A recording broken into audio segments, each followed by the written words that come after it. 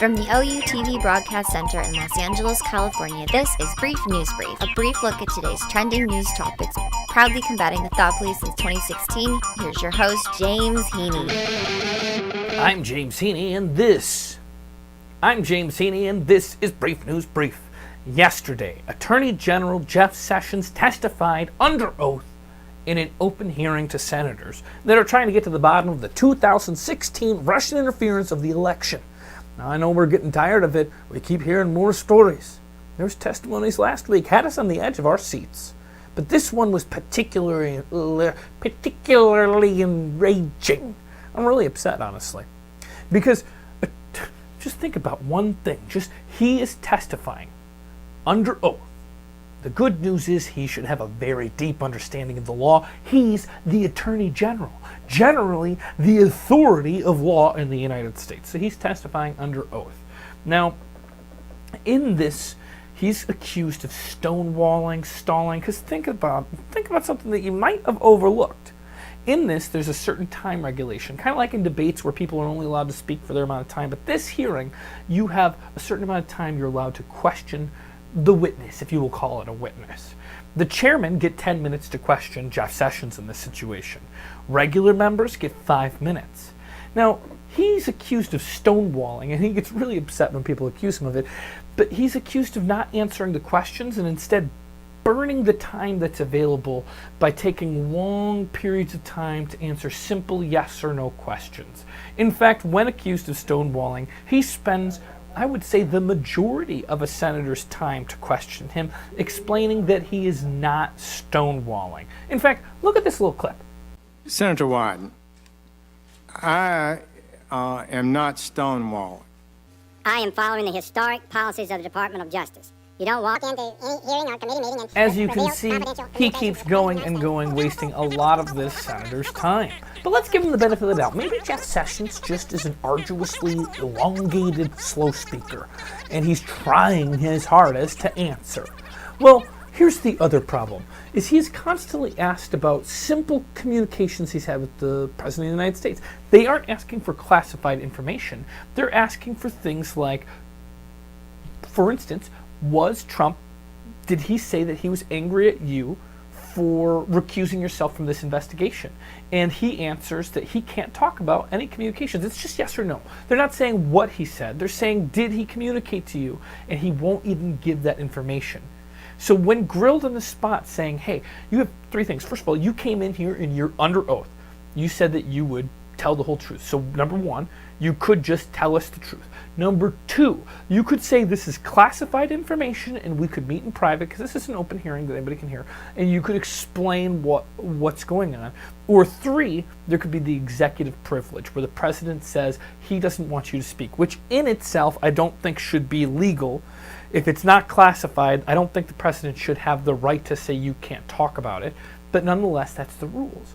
He says that it's a long-time policy, but when asked about these policies, whether or not they're written down, he's like, I think they are. If you're going to be the Attorney General and authority on law, show up testifying under oath, and you can't even be sure that this is the case, that you don't have to speak, then you aren't doing your job. And I believe that you're obstructing justice right there on the stage. Sir, I'm not asking about the principle. I'm asking when you would be asked these questions and you would rely on that policy. Did you not ask your staff to show you the policy that would be the basis for you refusing to answer the majority of questions that have been asked of you? Should be allowed to answer the question. Senators will allow the chair to control the hearing. Senator Harris, let him answer. Please do. Thank you. Mr. Chairman, of the president. I have asked and that's the situation Mr. we're in. for a yes or no. Did you ask So your the staff answer is to yes, see the I policy? consulted. Did you ask your staff to see the Senator's time's policy? expired. Apparently Senator not. Cornyn. Jeff Sessions wasted her time. She was asking a simple question. It could have been answered yes or no.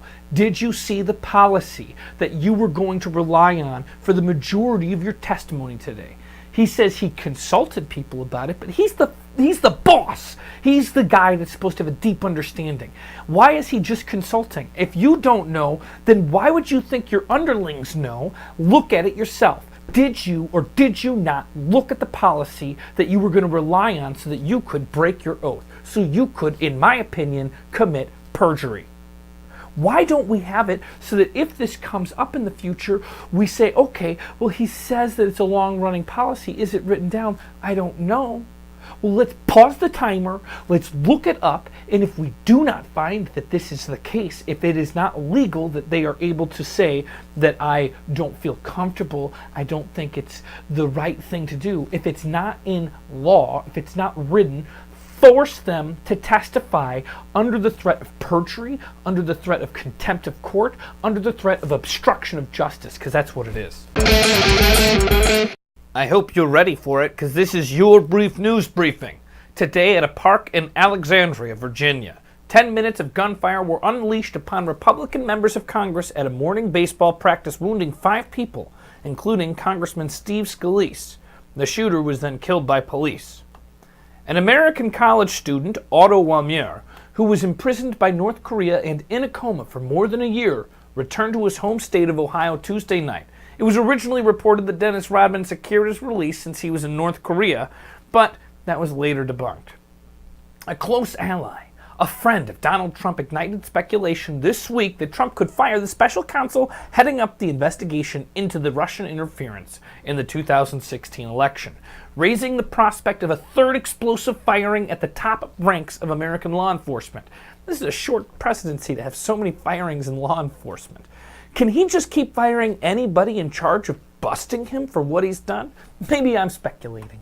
The GOP healthcare plan, which is supported by just 24% of voters, is currently being deliberated in secret in the Senate as they race to hold a vote before July 4th recess, okay? But Trump threw a curveball yesterday calling the healthcare plan that he happened to throw a party for and support not long ago at the Rose Garden. He calls this healthcare plan mean.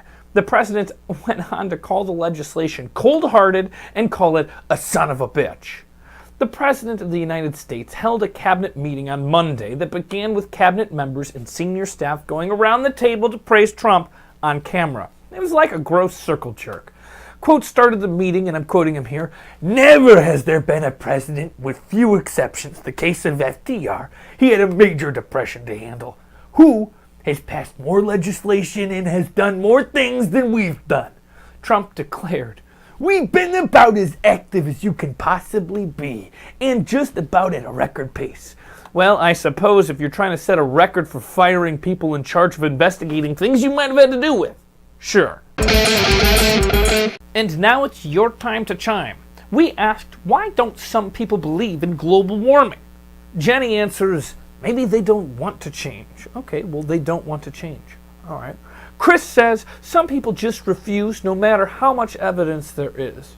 Okay, both of those still leave me a why, but maybe it was a rhetorical question. Here's my, and then Chris actually says there's a bigger question we should ask. It's, why do people insist on using dirty 19th century technology that's harmful to the planet when they could convert to clean energy? And if you're going to ask me that question, I'm going to throw it back your direction. This is kind of what I feel is the reason people don't believe, the reason they use old technology, is they have tunnel vision. They are in an egocentric world where the only thing that matters is them. And since they won't live to see whatever happens to the planet, they don't care. They want monetary gain now. That's my opinion. To chime in on Facebook, okay? We're going to have this discussion. Please bring your answers in. Here's the new question I want to ask. Do you think Jeff Sessions has a legitimate reason to not answer questions about Trump's conversations with him? I know that was a weird way to say it. When he says it's not executive privilege and it's not classified, do you think it's legitimate to say that he is trying to preserve the policy? Does he have a legal standing there?